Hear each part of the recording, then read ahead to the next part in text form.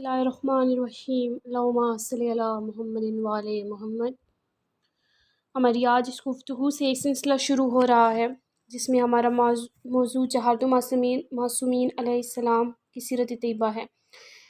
اس موضوع پر گفتگو کرنا عام حالات میں انتہائی ضروری ہے، خصوصاً ان حالات میں تو انتہائی ضروری ہے۔ کوئی مومن کسی طرح یہ دعویٰ نہیں کر سکتا کہ میں آل محمد کا ماننے والا ہوں جب تک اسے ان کی زندگی کے گزارنے کے طریقوں کی آگاہی نہ ہو جو آل محمد نے ہماری ہدایت کی خاطر انجام دیے، ہمارے لیے مصیبتیں برداشت کی، تمام مشکلات کا سامنا کیا، اور کچھ تو کم فہم کے علم میں ہے، کم عقل لوگوں کے علم میں ہے کہ امام آئے اور زندگی گزاری اور چل دیے۔ آج ہم جس پہلے معصومین کی زندگی جن میں سب سے پہلے حضرت محمد مصطفیٰ صلی اللہ علیہ وآلہ وسلم کی سیرت طیبہ پہ بہت تفصیل سے بات کریں گے فقہ جعفریہ کی نظر میں، کہ فقہ جعفریہ کی نظر میں محمد مصطفیٰ صلی اللہ علیہ وآلہ وسلم کی تفسیر اور تفصیل کیا ہے۔ اس سے قبل میں اپنا تعارف کرواتی چلوں کہ میرا تعلق فقہ جعفریہ سے ہے، اور میں آپ کو بتاؤں گی کہ فقہ جعفریہ کی نظر میں آج محمد مصطفیٰ صلی اللہ علیہ وآلہ وسلم جو کہ ہمارے سب کے آخری نبی ہیں، ان کی سیرت طیبہ فقہ جعفریہ کی نظر میں کیا ہے اور کس طرح سے فقہ جعفریہ کی علماء نے اس کو بیان کیا ہے۔ مزید انشاءاللہ ہم اس کے ساتھ ساتھ کچھ طریق اور تحریک بھی لے کے چلیں گے کہ کچھ کوئز کا سلسلہ بھی جاری رہے گا، اس کی تفصیل انشاءاللہ میں آپ کو بہت جلد بتاؤں گی۔ لیکن آج بات کرتے ہیں محمد مصطفیٰ صلی اللہ علیہ وآلہ وسلم فقہ جعفریہ کی نظر میں۔ سب سے پہلے قرآنی آیات، سورہ جمعہ آیت نمبر 2، اس کا ترجمہ آپ کے ساتھ شیئر کرتی چلوں کہ ترجمہ ہے، وہی تو ہے جس نے مکہ والوں میں ان کا ایک رسول محمد بھیجا جو ان کے سامنے اس کی آیتیں پڑھتے اور ان کو کتاب اور حکمت کی باتیں سکھاتے، اگرچہ اس سے پہلے تو یہ گمراہی میں پڑے ہوئے تھے۔ سورہ جمعہ آیت نمبر 2۔ دیکھیں مومنات گرامی، آج کل کا دور آل بیت سے محبت کرنا ایک جرم سمجھا جاتا تھا بھی اور آج جاتا ہے بھی۔ اتنا جھوٹ بولا جا رہا ہے کہ چند سالوں بعد یہ جھوٹ سچ سمجھا جانے لگے گا۔ تاریخ مسلمہ حقیقتوں کو چھپا دیا جائے گا، اپنی طرف سے بنائے ہوئے افسانوں کو گھڑ کر اس طرح سے لوگوں کے سامنے پیش کیا جا رہا ہے کہ حقیقت کسی کی سمجھ میں نہیں آ رہی۔ جس طرح پروپیگنڈوں کا یہ طوفان بلند ہو چکا ہے، مجھے ڈر ہے کہ کہیں ایسا تو نہیں کہ تاریخ اپنے آپ کو دہرا رہی ہے۔ تاریخ کا وہی زمانہ واپس آ رہا ہے جب آل محمد کے فضائل کو بیان کرنا ایک جرم سمجھا جاتا تھا۔ اس جرم کی سزا صرف اور صرف قتل قرار دی گئی تھی۔ دیکھیں مومنات گرامی، اس دور میں کوئی بھی ان پڑھ نہیں ہے، ہر چیز موجود ہے، کتابیں موجود ہیں، نیٹ پہ اتنا مواد موجود ہے، ہر فقہ کے حساب سے، فقہ جعفریہ کے حساب سے میں آپ کے سامنے پیش کروں گی، آپ خود انصاف کیجئے گا، کیونکہ بہت سی ایسی روایات ہیں ہمارے بارے میں، فقہ جعفریہ کے بارے میں، کہ یہ نعوذ باللہ من ذالک محمد مصطفیٰ صلی اللہ علیہ وآلہ وسلم کا ذکر اپنی مجالس میں نہیں کرتے۔ آج میری سب سے پہلی ویڈیو ہے محمد مصطفیٰ صلی اللہ علیہ وآلہ وسلم کے بارے میں، ان کی زندگی، ان کی ولادت، ان کا اعلان نبوت، تمام انشاءاللہ تفصیل سے بیان کروں گی۔ پیغمبر اسلام صلی اللہ علیہ وسلم سے ہر انسان اس نام سے واقف ہے، حضرت محمد مصطفیٰ۔ پیغمبر اسلام کے 2 نام ہیں جن میں سب سے پہلا نام محمد مصطفیٰ صلی اللہ علیہ وآلہ وسلم اور دوسرا نام احمد صلی اللہ علیہ وآلہ وسلم۔ والد ماجد کا نام حضرت عبداللہ علیہ السلام، والدہ ماجدہ کا نام حضرت آمنہ علیہ السلام۔ اب آپ کی ولادت فقہ جعفریہ کی نظر میں ہے کہ آپ کی ولادت کی تاریخ پہ بہت زیادہ اختلاف ہیں، لیکن 2 تاریخوں پہ زیادہ تر اتفاق کیا جاتا ہے۔ ہمارے جو قریبی اہل سنت کے علماء ہیں وہ 12 ربیع الاول کو پیغمبر اسلام کی ولادت کی تاریخ قرار دیتے ہیں، جب تمام علماء شیعہ اس چیز پر متفق ہے کہ 17 ربیع الاول کو پیغمبر اسلام کی ولادت ہے۔ البتہ آپ کی نظر ایک اور چیز کرتی چلوں کہ بنیادی کتاب ہماری اصول کافی ہے فقہ جعفریہ کی، جن کے رائٹر ہیں حضرت علامہ یعقوب رحمۃ اللہ علیہ، 12 ربیع الاول کو ہی پیغمبر اسلام کی ولادت قرار دی۔ کچھ علماء نے ان کا ساتھ بھی دیا، لیکن بہرحال تمام شیعہ علماء متفق ہیں اس بات پہ کہ 17 ربیع الاول پیغمبر اسلام کی ولادت باسعادت ہے۔ اب اعلان نبوت کی طرف چلتے ہیں کہ پیغمبر اسلام نے 40 سال کی عمر میں اعلان نبوت فرمایا۔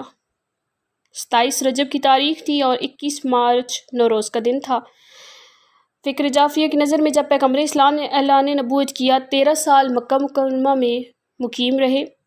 13 سال کے بعد جب آپ کی عمر مبارک 53 ایئرس ہوئی تو مکہ سے ہجرت کر کے ربیع الاول کے مہینے میں مدینہ تشریف لائے۔ مدینہ میں مزید آپ نے 10 سال کی زندگی گزاری۔ بہت سی تاریخ میں اسی طرح سے ہے کہ 28 صفر کو آپ اور لیکن ہمارے جو کچھ علماء ہیں ان کی نظر میں ہے 2 ربیع الاول کو پیغمبر اسلام نے اس دنیا سے پردہ کیا۔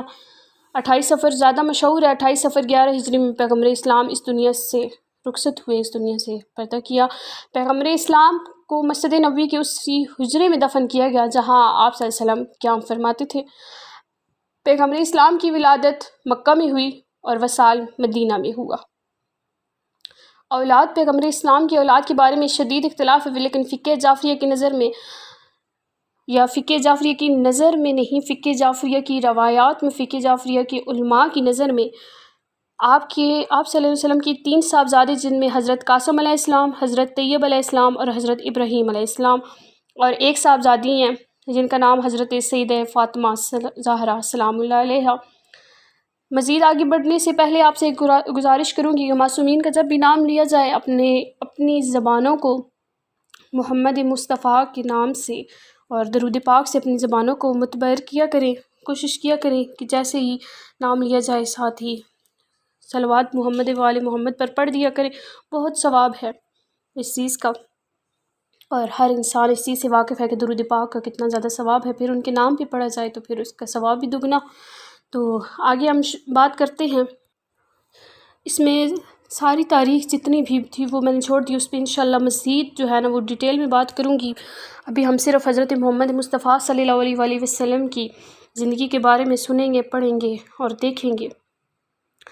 آپ کو میں نے بتایا کہ رسول پاک صلی اللہ علیہ وآلہ وسلم 17 ربیع الاول کی تاریخ تھی، اور اس تاریخ سے شیطان جو ہیں وہ آسمانوں پر جانا بند کر دیے گئے، اور یہاں سے پیغمبر اسلام کی زندگی کا آغاز ہوا۔ پیغمبر اسلام کی زندگی کے 3 پہلو ہیں۔ پہلا دور 40 سال کا وہ ہے جس میں آپ صلی اللہ علیہ وآلہ وسلم نے اعلان نبوت نہیں کیا تھا، ٹھیک ہے، نبی آپ تھے لیکن آپ نے اعلان نبوت 40 سال کی عمر میں کیا تھا۔ دوسرا دور وہ ہے جب آپ صلی اللہ علیہ وسلم نے 40 سال کی عمر میں پہنچ کر اعلان نبوت کر دیا اور 13 سال تک مکے میں زندگی گزاری۔ تیسرا پہلو ہے کہ آخر میں 10 سال کا وہ دور ہے جس میں پیغمبر اسلام نے زندگی گزاری۔ پیغمبر اسلام نے 40 سال تک مکہ کے عربوں کے درمیان زندگی گزاری، ایسی زندگی گزاری کہ کوئی عرب پیغمبر اسلام کے کردار پر انگلی نہ اٹھا سکا۔ اب 40 سال تک اس عمر تک پیغمبر اسلام نے عربوں کو یہ سبق پڑھایا، اے لوگو لا الہ الا اللہ کہو تم نجات پاؤ گے۔ یہ ایک کلمہ ہے، لیکن اس ایک کلمے میں 3 بنیادی عقیدے اسلام کے چھپے ہوئے ہیں۔ پہلا، دعوت اسلامی ان 3 عقیدوں سے شروع ہوتی ہے۔ پہلا عقیدہ یہ ہے کہ خدا کے متعال کی ذات موجود ہے، بے شک۔ دوسرا عقیدہ یہ ہے کہ قیامت کا دن ضرور آئے گا، اس لیے کہا کہ لا الہ الا اللہ کہو تو تمہیں فلاح نصیب ہوگی، یعنی کہ ایک دن ایسا آنے والا ہے جب انسان کو لا الہ الا اللہ کہنے سے فلاح نصیب ہوگی۔ تیسرا عقیدہ عدل خداوندی کا ہے، اس لیے کہ نیک کام کرو گے تو خدا تمہیں فلاح دے گا، یعنی کہ وہ عادل خدا ہے جو ہر اچھے کام کرنے والا کو اس کا اچھا صلہ دیتا ہے، بے شک۔ یہ پہلا کلمہ پیغمبر اسلام نے عربوں سے کہا۔ عربوں کا ایک خدا پر ایمان لانا اتنا مشکل نہ تھا جتنا مشکل خدا بند متعال کی ذات کی صفات اور خدا کی عظمت کو اپنے دل میں بٹھانا تھا۔ پیغمبر اسلام کا یہی پیغام پہنچانا تھا کہ ایک خدا کو مانو اور خدا کو اس طرح مانو جس طرح ماننے کا حق ہے۔ پیغمبر اسلام نے کہا لا الہ الا اللہ کہو تم نجات حاصل کرو گے۔ ادھر پیغمبر اسلام نے یہ پیغام دیا، ادھر عربوں نے مخالفت کرنا شروع کر دی، اور مخالفت کے جو 7-8 طریقے تھے سب اختیار کیے۔ سب سے پہلے انہوں نے یہ کوشش کی کہ پیغمبر اسلام کو پیغام سننے ہی نہ پائے، اس لیے عربوں نے مشہور کر دیا کہ یہ پیغمبر نعوذ باللہ من ذالک، یہ پیغمبر جادوگر ہے، نعوذ باللہ من ذالک، یہ پیغمبر شاعر ہے، نعوذ باللہ۔ اب یہ ایک بڑا اہم نقطہ اور ایک بہت بڑا اہم مقام ہے کہ عربوں کی سیاست کا اندازہ انہی 3 جملوں سے لگایا جا سکتا ہے کہ پیغمبر اسلام پر 3 الزام لگائے گئے۔ پہلا الزام یہ تھا کہ وہ پاگل ہیں، دوسرا الزام یہ تھا کہ وہ شاعر ہیں، تیسرا الزام یہ تھا کہ وہ جادوگر ہیں، نعوذ باللہ۔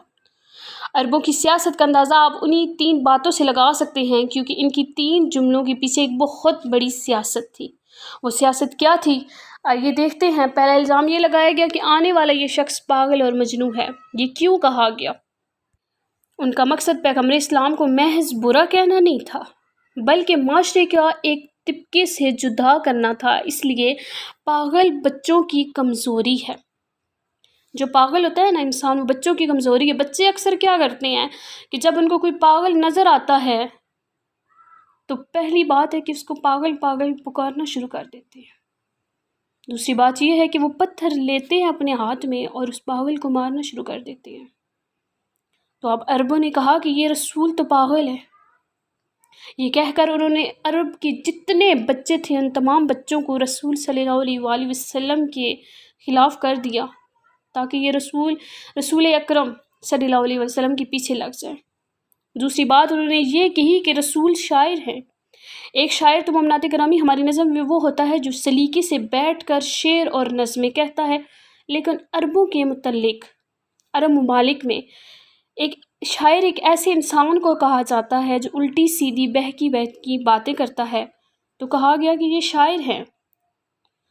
تو جب ایسے بے تکے شاعر کو کوئی سنے گا نہیں تو یاد رکھیے جتنے عقل مند اور پڑھے لکھے اور سمجھدار لوگ تھے وہ دور ہٹ جائیں گے۔ اب جب انہوں نے یہ کہا کہ وہ رسول صلی اللہ علیہ وآلہ وسلم شاعر ہیں تو جتنے بھی عرب کے سنجیدہ پڑھے لکھے سمجھدار لوگ تھے وہ ان سے دور ہٹ جائیں گے اور وہ تمام لوگ ان کی بات نہ سنیں گے۔ تیسری بات یہ کہی گئی کہ رسول صلی اللہ علیہ وآلہ وسلم جادوگر ہیں، نعوذ باللہ۔ اس الزام کے پیچھے ایک بہت بڑا مقصد تھا، اس لیے کہ جادوگر عورتوں کے لیے باعث نفرت ہوتا ہے۔ جہاں عرب کی عورتیں جادوگر سے، آج بھی آپ عرب ممالک میں چلے جائیں تو ایک جادوگر کی بہت بڑی سزا ہے، تو شروع سے ہی اسی طرح سے عورتوں میں جو ہے وہ باعث نفرت ہوتا تھا یہ جادوگر۔ تو جب رسول اکرم کو کہا گیا کہ آپ جادوگر ہیں تو عورتیں بھی یہ سن کر جادوگر سے کنارہ کرنے لگی، ٹھیک ہے۔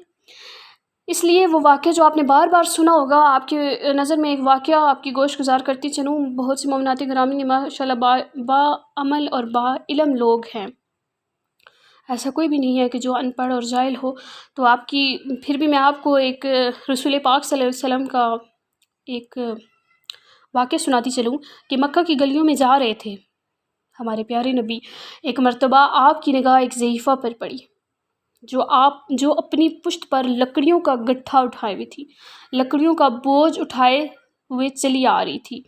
لکڑیوں کا بوجھ اتنا تھا کہ اس ضعیفہ عورت سے چلا نہیں جا رہا تھا۔ ہمارے پیارے نبی حضرت محمد مصطفیٰ صلی اللہ علیہ وآلہ وسلم نے جب دیکھا کہ اتنی کمزور اور اتنی ضعیفہ اتنا بھاری بوجھ اٹھا کر جا رہی ہے، رسول پاک صلی اللہ علیہ وآلہ وسلم آگے بڑھے، ارشاد فرمایا اے ضعیفہ یہ بوجھ مجھے دے دو، میں تمہارا بوجھ تمہارے گھر تک پہنچا دوں گا۔ اس ضعیفہ نے دیکھا کہ ایک فرشتہ رحمت کے رستے میں آ گیا ہے، رحمت کا اس رستے میں آ گیا ہے۔ اس نے ایک مرتبہ وہ بوجھ پیغمبر اسلام کے حوالے کیا، پیغمبر اسلام یہ بوجھ لے کر چلے یہاں تک کہ اس کے گھر تک پہنچے۔ اب پیغمبر اسلام واپس جانا چاہتے تھے۔ ضعیفہ نے کہا بیٹا میں انتہائی ضعیف ہوں، غریب ہوں، اس لیے تمہاری کوئی خدمت نہیں کر سکتی، لیکن ایک نصیحت ضرور کرتی ہوں۔ اس ضعیفہ نے رسول پاک کو کیا نصیحت کی؟ اس نے کہا کہ آج کل ایک جادوگر آیا ہوا ہے جو باپ کو بیٹے سے، بیٹے کو باپ سے اور بھائی کو بھائی سے جدا کرتا ہے، خاندانوں میں جدائی پیدا کرتا ہے۔ آپ کو یاد دہانی کرواتی چلوں کہ یہ جادوگر کوئی اور نہیں، ہمارے رسول صلی اللہ علیہ وآلہ وسلم کو مشہور کیا گیا تھا۔ تو اس بڑھیا نے کہا کہ اے میرے بیٹا بس میری ایک نصیحت سن لو کہ خبردار تو کبھی اس جادوگر کے قریب نہ جانا، ہر ایک مقام سے اس کے بچا رہنا ورنہ تو برباد ہو جائے گا۔ رسول پاک صلی اللہ علیہ وسلم نے جب سے سنا تو سر کو جھکا لیا۔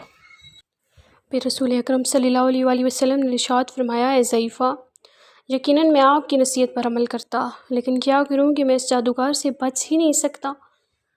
ضعیفہ نے گھبرا کر کہا، بیٹا یہ کیا بات ہے؟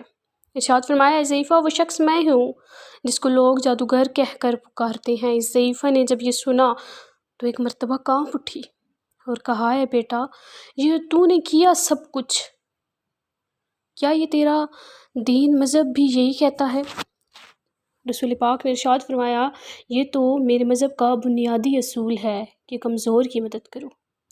یہ سنتے ہی وہ مسلمان ہو کر کہتی ہے، اشہد انک رسول اللہ، میں گواہی دیتی ہوں کہ تو ہی اللہ کا سچا رسول ہے۔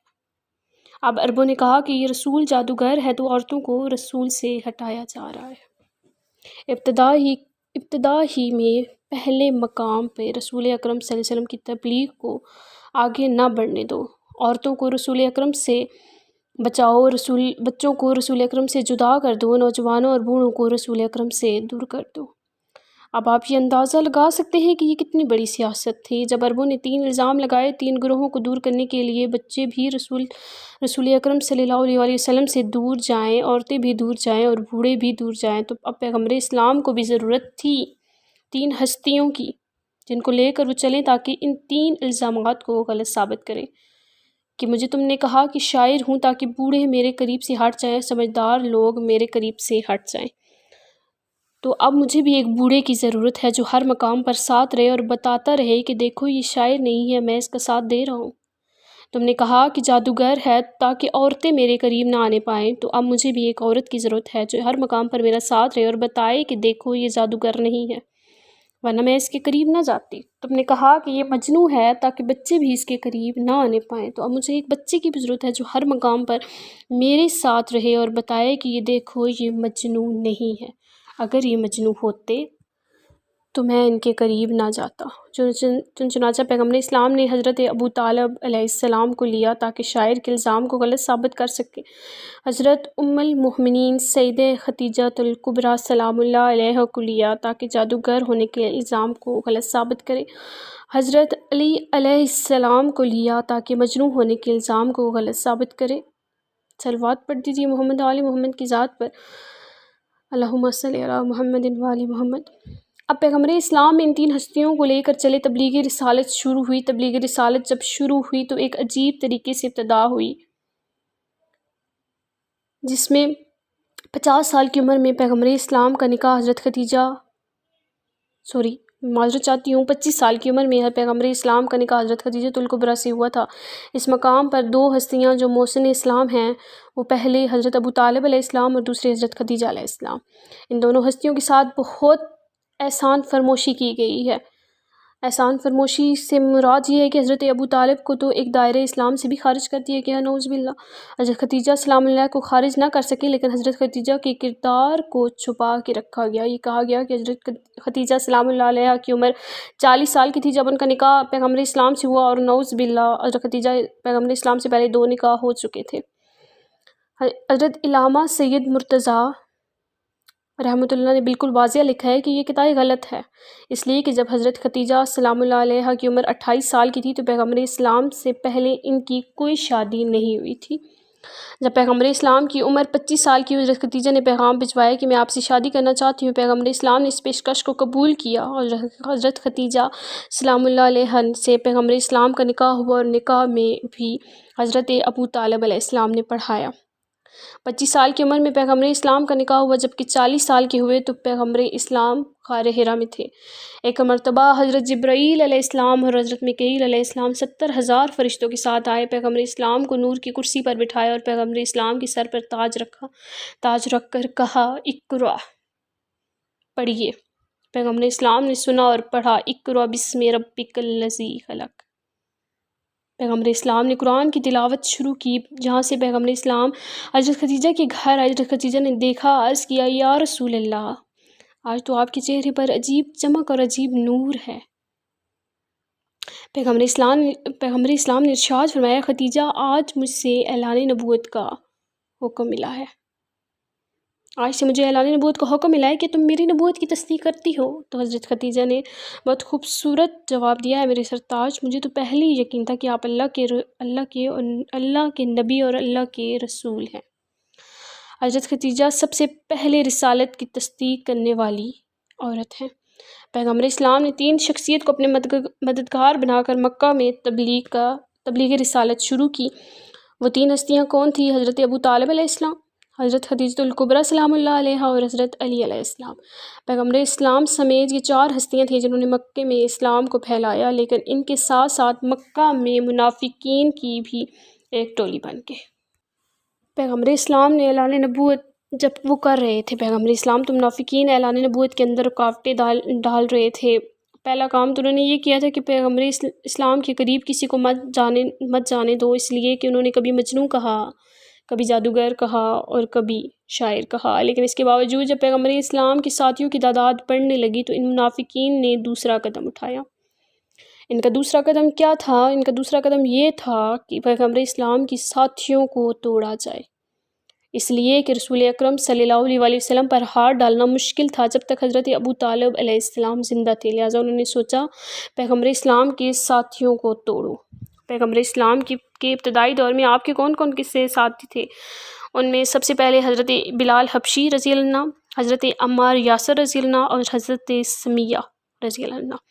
روایت میں ہے کہ حضرت بلال، حضرت عمار یاسر اور حضرت عمار کے والد اور حضرت عمار کی والدہ، ان 5 اور حضرت صہیب رومی رضی اللہ عنہ، ان 5 آدمیوں کو قریش پکڑ کر لے کے جاتے تھے، سر سے پاؤں تک لوہے کا لباس ان کے جسموں پر چڑھا دیا کرتے تھے، اور عرب کی جلتی ہوئی ریت پر دوپہر کی سخت گرمی میں انہیں کھڑا کر دیا جاتا تھا۔ یہ اس وقت کا میں آپ کو واقعہ سنا رہی ہوں جب پیغمبر اسلام نے اعلان نبوت کیا تھا۔ عرب میں جلتی ہوئی ریت، دوپہر کی سخت گرمی میں انہیں کھڑا کر دیا جاتا، صبح سے شام تک اسی حالت میں کھڑے رہتے تھے۔ ایک مرتبہ تو ایسا ہوا کہ لوہے کا بنا ہوا لباس جب تپا تو اس وجہ سے ان کی کھال جل کر گر گئی۔ جب شام کو یہ لباس اتارا جاتا تو اس وقت ان میں سے کوئی بھی اس قابل نہ رہتا کہ جو اپنے پاؤں پر کھڑا ہو سکے۔ اس کے بعد انہیں اسی جلتی ہوئی زمین پر لٹایا جاتا اور ان کے سینوں پر پتھر رکھے جاتے اور انہیں ہتھوڑوں سے توڑا جاتا۔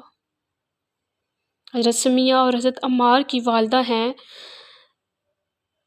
جب ان سے ابو جہل نے کہا کہ محمد صلی اللہ علیہ وسلم کی نبوت کا انکار کرو، مگر انہوں نے انکار نبوت نہ کیا، تو ایک مرتبہ ابو جہل کے ہاتھ میں برچی تھی، اس نے اس برچی سے حضرت سمیہ کے سینے پر وار کیا، جس کے نتیجے میں حضرت سمیہ کا انتقال ہو گیا۔ حضرت سمیہ اسلام کی پہلی شہید خاتون ہیں جو مکہ کی جلتی ہوئی ریت پر تڑپ تڑپ کر شہید ہو گئے۔ پیغمبر اسلام کے یہی ساتھی جن کو پیغمبر اسلام نے سلام کیا ہے، اگر میرے یہ ساتھی سے ابتدائی دور میں میرا ساتھ نہ دیتے تو میں اپنے مقصد رسالت میں اتنی جلدی کامیاب نہ ہوتا۔ ایک طرف پیغمبر اسلام کے ماننے والے، دوسری طرف پیغمبر اسلام کے ماننے والے تو ہیں جو بعد میں پیغمبر اسلام کی رسالت کا ظاہری اقرار کر کے اپنے آپ کو مسلمان کہنے والے، ان کا کیا کردار تھا؟ دونوں کو انشاءاللہ ساتھ ساتھ لے کے چلیں گے۔ صلوات پڑھ دیجیے محمد والے محمد کی ذات پر۔ اب قریش والوں نے پیغمبر اسلام کی مخالفت شروع کر دی۔ جب انہوں نے دیکھا کہ دین بڑھتا چلا جا رہا ہے اور ان کو پیغمبر اسلام بڑھاتے چلے جا رہے ہیں، تو انہوں نے اسلام کا اظہار کر کے اپنے آپ کو مسلمان تو بنا لیا، لیکن یہ بھی ایک منافقین کی سیاست تھی۔ اس سال عرب کے تمام قبیلے مل بیٹھے، انہوں نے کہا کہ ہم نے رسول اکرم کے قریب جانے سے لوگوں کو روکا، لیکن رسول اکرم کا اعلان نبوت، اعلان رسالت نہ رک سکا۔ ہم نے رسول اکرم کی ساتھیوں کو تکلیف پہنچائی، لیکن آپ کو اپنے فرض سے دستبرد نہ ہوتے دیکھا، ہٹتے نہ دیکھا۔ اب ایسا کرو کہ تمام قبیلے مل کر یہ عہد کر لے کہ ہم سے کوئی بھی رسول اکرم صلی اللہ علیہ وسلم سے کسی قسم کا تعلق نہ رکھے گا۔ چنانچہ ایک معاہدہ طے پایا اور معاہدہ تیار ہوا جس میں ہر قبیلے کے سردار نے دستخط کیا اور کہا کہ کوئی بھی رسول اکرم صلی اللہ علیہ وسلم اور رسول اکرم صلی اللہ علیہ وسلم کے خاندان سے کوئی تعلق نہیں رکھے گا۔ حضرت ابو طالب علیہ السلام نے جب یہ مول دیکھا تو اپنے خاندان کو لے کر مکہ سے باہر ایک چھوٹی سی گھاٹی جس کا نام شہیب ابی طالب علیہ السلام تھا، 3 سال تک وہاں زندگی گزاری۔ وہ زندگی اتنی آسان نہ تھی۔ وہ زندگی کیسی گزاری؟ بھوک کی شدت، لوگوں نے پتے کھائے، بھوک کی شدت کی وجہ سے درختوں کی جڑیں کھائیں، بھوک کی شدت کی وجہ سے بعض اوقات بچوں نے وہاں پر پڑی ریت تک کھا لی۔ یہ تمام کے تمام خاندان رسالت وہاں موجود تھے، جس میں ایک روایت کے مطابق کہ حضرت سیدہ سلام اللہ علیہ بھی تھی، امیر المومنین بھی تھے، حضرت خدیجہ سلام اللہ علیہ بھی تھی، حضرت ابو طالب بھی تھے، پیغمبر اسلام بھی تھے۔ یہ 3 سال تک وہاں مشکلات برداشت کرتے رہے، لیکن کسی نے آ کے رسول اکرم صلی اللہ علیہ وآلہ وسلم اور رسول اکرم صلی اللہ علیہ وآلہ وسلم کے خاندان والوں کی مدد نہ کی۔ 3 سال کا عرصہ گزرا، اس کے بعد خود بخود ایک مرتبہ مسلط الہی ہوا۔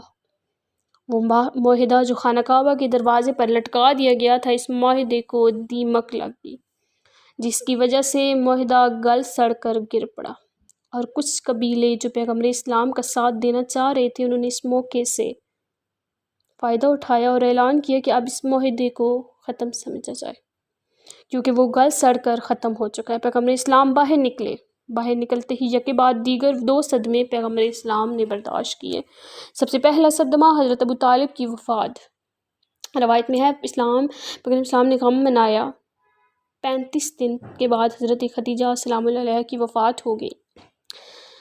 پیغمبر اسلام نے اس سال کو اتنا غم منایا کہ اس سال کو عامل حزن کا قرار دیا گیا۔ اب اس کے بعد پیغمبر اسلام مدینہ طیبہ کی طرف تشریف لائے، مدینہ میں پہنچے۔ پیغمبر اسلام نے سب سے پہلے داخلی امور کا انتظام کیا، کیونکہ سب سے پہلے مہاجرین اور انصار کا جھگڑا کھڑا ہو گیا۔ اس کام کو سلجھاتے ہوئے ایک دوسرے کو، ان مہاجرین اور انصار کو آپس میں بھائی بھائی بنایا، سوائے ایک جوڑ کے کہ پیغمبر اسلام اور مولا علی علیہ السلام کا ساتھ رشتہ اخوت کا تھا۔ اس کے علاوہ ہر انصاری اور مہاجر کو ایک دوسرے کا بھائی قرار دیا گیا۔ دوسری طرف یہودی تھے، لیکن پیغمبر اسلام نے مسئلے پروردگار کے مطابق یہودیوں کو اپنے ساتھ ملایا، ان سے ایک معاہدہ کروایا۔ وہ معاہدہ، جب پیغمبر اسلام مدینے میں پہنچے، ادھر منافقین کی سازش شروع ہو گئی۔ جنگ بدر ہوئی، لیکن منافقین کو موقع نہ ملا۔ اس کے بعد جنگ احد ہوئی۔ اس جنگ میں منافقین کو پہلی مرتبہ ذات رسالت کو نقصان پہنچانے کا موقع ملا۔ روایت میں ہے کہ جنگ کے دوران کسی نے یہ خبر اڑا دی کہ پیغمبر اسلام کو شہید کر دیا گیا ہے، قتل کر دیا گیا ہے۔ یہ خبر سنتے ہی لوگ گھبرا گئے۔ اب 2 قسم کے لوگ تھے پیغمبر اسلام میں، جن کا پہلے میں نے آپ کو ذکر کر چکی ہوں کہ قریش کے کچھ قبیلے تھے جو پیغمبر اسلام میں محض اوپر سے مطلب تھے کہ اپنے آپ کو مسلمان کہلواتے تھے اور شامل ہو گئے تھے پیغمبر اسلام کے ساتھ دینے والوں میں۔ ایک وہ امیر المومنین علیہ السلام تھے جو میدان جنگ میں جنگ کر رہے تھے، تو امیر المومنین علیہ السلام فرماتے ہیں کہ میرے کان میں آواز آئی کہ رسول اکرم صلی اللہ علیہ وسلم کو شہید کر دیا گیا ہے۔ یہ سن کر میں نے سوچا کہ اگر رسول اکرم صلی اللہ علیہ وسلم کو شہید کر دیا گیا ہے تو اب دنیا میں رہ کر میں کیا کروں گا۔ تھوڑی دیر مولا علی سرکار فرماتے ہیں کہ میں نے کافی دیر تلاش کرنے کے بعد جب رسول اکرم کہیں نظر نہ آئے تو میرے ذہن میں 2 باتیں آئیں۔ ایک بات یہ تھی کہ رسول اکرم کو شہید ہو گئے ہیں یا اللہ نے آپ کو آسمان کی طرف اٹھا لیا ہے۔ اس لیے کہ جب یہ ساری حالات دیکھے تو مولا علی سرکار فرماتے ہیں کہ میں نے سوچا ہے علی، اب آپ کے زندہ رہنے کا کیا فائدہ ہے۔ یہ خیال کرتے میں نے تلوار نکالی اور جہاد شروع کر دیا۔ امیر المومنین کا رسول اکرم صلی اللہ علیہ وسلم پر اعتماد کہ یا رسول اکرم صلی اللہ علیہ وسلم کو شہید کر دیا گیا ہے، یا رسول اکرم صلی اللہ علیہ وسلم کو آسمان کی طرف اٹھا لیے، لیکن میدان سے فرار نہیں ہو سکتے۔ یہ مولا علی علیہ السلام کا یقین تھا۔ اب اس کے مقابلے میں جو دوسرا طبقہ تھا، ان تک جب یہ آواز پہنچی کہ رسول اکرم کو شہید کر دیا گیا تو انہوں نے فوراً انہوں نے کہا کہ اب ہمیں کافروں سے لڑنے کا کیا فائدہ، کہ اب تو ہم بھی آپس میں بھائی بھائی ہیں، یعنی کہ انہوں نے کافروں کو بھی اپنا بھائی بھائی بنا دیا۔ اس لیے کہ وجہ اختلاف صرف پیغمبر اسلام کی ذات تھی، نعوذ باللہ۔ یہ خیال کر کے میدان سے فرار ہو کر پہاڑیوں کی چوٹی پر جا کے بیٹھ گئے۔ اس وقت میدان احد نے بتایا کہ 2 قسم کے لوگ پیغمبر اسلام کے لشکر میں موجود تھے، ایک وہ جو آپ کی موجودگی میں اور آپ کی بعد موجودگی میں ایک جیسے ہیں، اور ایک وہ جو آپ کی موجودگی میں اور بعد میں اور ہیں، جو منافقین کا کردار ادا کر رہے ہیں۔ اب روایات میں ہے کہ ان منافقین کے گروہ نے جب دیکھا کہ ہماری 22 سال کی محنت کے باوجود پیغمبر اسلام کو نقصان نہیں پہنچا تو انہوں نے پیغمبر اسلام کو شہید کرنے کے لیے ایک سازش کی، اور وہ سازش 9 ہجری میں جنگ تبوک میں ہوئی تھی۔ یہ جنگ پیغمبر اسلام کو رومیوں سے لڑنی تھی۔ اطلاع دی گئی کہ کچھ لوگ نے مدینے میں آ کر روم کی فوج بڑھ رہی ہے، پیغمبر اسلام روم والوں سے مقابلہ کرنے کے لیے اپنی فوج کو لے کر چلے۔ کچھ آگے بڑھے تو پیغمبر اسلام کی فوج میں جو منافقین تھے انہوں نے کہا، یا رسول اللہ، ہمارا واپس جانے کو دل کر رہا ہے۔ پیغمبر اسلام نے روکنا چاہا لیکن وہ لوگ نہ رکے تو آخرکار پیغمبر اسلام نے واپس جانے کی اجازت دے دی۔ واپس جب وہ جو لوگ تھے، وہ جو منافقین تھے جو رسول اکرم صلی اللہ علیہ وسلم سے کی موجودگی میں صرف ان کے تھے، انہوں نے واپس آ کر یہ طے کیا کہ ابھی لشکر ذرا آگے بڑھے گا تو ہم مدینہ کی تمام عورتوں کو قتل کر کے مدینہ کے اندر اپنی طاقت کو مضبوط کریں گے۔ مکہ والوں کو خط لکھا، وہاں سے فوج بلائیں تاکہ پورا مدینہ ہمارے ہاتھ میں آ جائے۔ پیغمبر اسلام کو جبرائیل امین علیہ السلام نے آ کر اس سازش کی اطلاع دی۔ پہلی مرتبہ پیغمبر اسلام نے امیر المومنین حضرت علی علیہ السلام کو اپنے لشکر سے جدا کیا، کہا، اے علی، اس وقت تو میرے ساتھ نہ جاؤ، تو مدینہ کے اندر ہی ٹھہرو، کیونکہ منافقین ہماری غیر موجودگی میں مدینہ کو مکہ والوں کے حوالے کرنے کا سوچ رہے ہیں۔ حضرت علی علیہ السلام کو مدینہ بھیجا گیا۔ حضرت علی علیہ السلام مدینے میں مقیم تھے۔ جب منافقین نے دیکھا کہ ہماری سازش کامیاب نہ ہو سکی تو انہوں نے ایک اور مدینے میں خبر اڑا دی۔ وہ خبر کیا تھی؟ وہ خبر یہ تھی کہ پیغمبر اسلام حضرت علی سے ناراض ہو گئے ہیں، اس لیے ان کو لشکر سے نکال دیا ہے۔ اب روایات میں ہے یہ افواہ اتنی پھیلنے لگی کہ مدینہ کے اندر رہنے والی عورتیں، بچے، بوڑھے سبھی اس افواہ کی زد میں آ گئے۔ اب یہاں تک کہ انہوں نے حضرت علی کے احکامات کو ماننے سے انکار کر دیا۔ حضرت علی علیہ السلام تمام حجت کی خاطر مدینے والوں کو لے کر پیغمبر اسلام کے پاس پہنچے، عرض کیا، یا رسول اللہ، منافقین یوں کہہ رہے ہیں۔ اس وقت پیغمبر اسلام نے ارشاد فرمایا، جس کا ترجمہ ہے، اے علی، کیا تمہارے لیے یہ چیز پسندیدہ نہیں ہے کہ تمہارا مقام میرے نزدیک وہی ہے جو حضرت ہارون کا مقام حضرت موسیٰ کے نزدیک تھا، سوائے یہ کہ میرے بعد کوئی نبی نہیں ہوگا۔ حضرت علی علیہ السلام اور ان سب نے جب یہ سنا تو وہ واپس آئے اب منافقین نے یہ دیکھا کہ مدینے پہ تو ہم قبضہ نہیں کر سکتے، لیکن رسول اکرم علی سے محروم ہو گئے، چنانچہ انہیں اس موقع کو بھی غنیمت سمجھا۔ روایات میں ہے کہ جنگ تبوک سے واپسی پر لشکر آ رہا تھا، چلتے چلتے یہ لشکر ایک ایسے مقام سے گزرا جس میں دونوں طرف پہاڑیاں تھیں، پہاڑیوں کے بیچ میں ایک چھوٹا سا تنگ رستہ تھا۔ پیغمبر اسلام گزرے اس رستے سے اس حالات میں کہ اونٹ پر سوار تھے، آگے آگے حضرت عمار یاسر اونٹ کی مہار کو پکڑتے ہوئے چل رہے تھے، پیچھے پیچھے حضرت خصفیہ یمانی چل رہی تھیں۔ اب روایات میں ہے کہ جب پیغمبر اسلام اس گھاٹی کے قریب پہنچے تو رات ہو چکی تھی۔ پیغمبر اسلام نے حضرت خصفیہ یمانی سے کہا کہ اے خصفیہ، میں دیکھ رہا ہوں کہ اس پہاڑی کی چوٹی پر کچھ لوگ بیٹھے ہیں، اس موقع کے منتظر ہیں کہ اس گھاٹی کے اندر جاؤں تو وہ اوپر سے وار کرتے، اور وار کس طرح کیا کریں کہ پتھر پھینک کر ہمیں اغلا کرتے۔ جب یہ موقع آیا تو انہوں نے اپنی سازش شروع کی، تو اچانک آسمان سے بجلی چمکی تو ان سب کو پیغمبر اسلام نے دیکھ لیا، وہ بھاگ گئے۔ پیغمبر اسلام نے خصفیہ یمانی کو ایک اور نام دیا تھا۔ ایک شخص حضرت خصفیہ سے پوچھا کرتا تھا کہ اے خصفیہ، کیا ان منافقین میں میرا نام تو شامل نہیں؟ حضرت خصفیہ کو کوئی جواب نہ دیتے تھے، آخر میں خود ہی کہہ دیتے تھے کہ میں بھی انہی منافقین میں شامل ہوں۔ بہرحال منافقین کی یہ سازش بھی ناکام ہو گیا، اور اب بس آخری بات، ایک جملہ بہت مشہور ہو چکا ہے کہ ہمارے درمیان، وہ یہ ہے کہ پیغمبر اسلام کو ایک یہودی عورت نے زہر دی تھی۔ فقہ جعفری کے نزدیک یہ بہت غلط ہے۔ یاد رکھیے کہ جملہ کسی اور کے جملے پر پردہ ڈالنے کے لیے مشہور کیا گیا ہے۔ 9 ہجری میں یہ لوگ ناکام ہو گئے۔ انہوں نے اپنی سازشوں کو مکمل کرنے کے لیے بعد میں کوئی وقت چنا، لیکن انہوں نے دیکھا کہ 10 ہجری میں حج سے واپسی پر پیغمبر اسلام من کنت مولا فہذا علی مولا کا اعلان کر چکے تھے۔ جب انہوں نے یہ سنا تو گھبرائے کہ اب ہم نے زیادہ انتظار کیا تو اس طرح موقع کی تلاش میں بیٹھ رہے تو موقع کبھی نہیں ملے گا۔ چنانچہ فقہ جعفریہ کے نزدیک پیغمبر اسلام کو زہر دی گئی تھی۔ اب جب اس کوشش میں اتفاق سے انہیں موقع مل گیا، سفر کے آخر میں پیغمبر اسلام بیمار ہو گئے، اتنے بیمار ہوئے کہ بستر سے اٹھنے کے قابل نہ رہے۔ اب انہوں نے مدینہ میں سازشوں کا سلسلہ شروع کر دیا۔ اسلام ایک لشکر روم کی طرف بھیجا اور لشکر میں جعفر طیار اور عبداللہ اور حارث بھی تھے۔ یہ تمام شہید ہو گئے، 3 سال گزر گئے۔ لیکن جب پیغمبر اسلام کا آخری وقت آیا تو مدینہ کے کچھ لوگوں کو جمع کیا اور جمع کر کے ان کا لشکر بنایا اور 18 سال کے ایک نوجوان اسامہ بن زید کو ان سب کا سردار قرار دیا۔ اس کے بعد فرمایا کہ تم سب جلد از جلد مدینہ سے نکل جاؤ۔ ان میں سے کچھ لوگ جو منافقین تھے وہ واپس آ کے پیغمبر اسلام نے پوچھا تم کیوں نہیں گئے؟ انہوں نے عرض کیا سرکار آپ کو اس کی بیماری کی حالت میں چھوڑ کر جانا اچھا نہیں لگ رہا۔ پیغمبر اسلام نے فرمایا میں تم سے جو کہا اسے کام پورا کرو۔ تو وہ گئے 4 میلوں سے چلے، پھر آگے یہاں تک کہ پیغمبر اسلام کو جلال آیا۔ اتنی طاقت تو نہیں تھی کہ آپ کھڑے ہو سکیں، لیکن حضرت عباس کو بلایا، حضرت علی علیہ السلام کو بلایا اور فرمایا مجھے سہارا دے کر مسجد میں لے چلو۔ مسجد کے ممبر پر کھڑے ہو کر ارشاد فرمایا میں حکم دیتا ہوں کہ ہر ایک اسامہ کے لشکر میں جائے اور اس لشکر میں نہیں جائے گا میں اس پر اللہ کی لعنت بھیجتا ہوں اور اس پہ اللہ کی لعنت ہوگی۔ پیغمبر اسلام کی زندگی پر ہم نے روشنی ڈالی۔ اب شہادت ان کی 28 صفر کا دن تھا، ان کو زہر دیا گیا تھا۔ پیغمبر اسلام جب اس دنیا سے رخصت ہوئے تو اس کے بعد ہمارے دوسرے معصومین ہیں، ان حضرت سیدہ فاطمہ الزہرا، ان پہ تفصیلی بات کریں گے۔ آج کے لیے اتنا ہی۔